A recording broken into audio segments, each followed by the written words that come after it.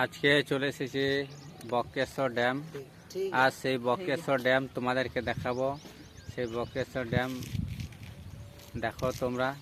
আর এই 3 বন্ধু মিলে আমরা এসেছি, দেখতে পাচ্ছ। আর ওই যে হচ্ছে আমাদের বাইক, ওই বাইকটা করে এসেছি।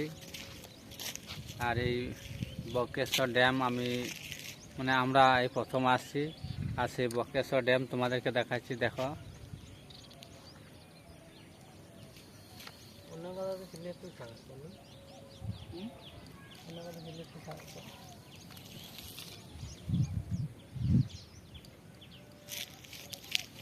আর এটা হচ্ছে রাস্তা।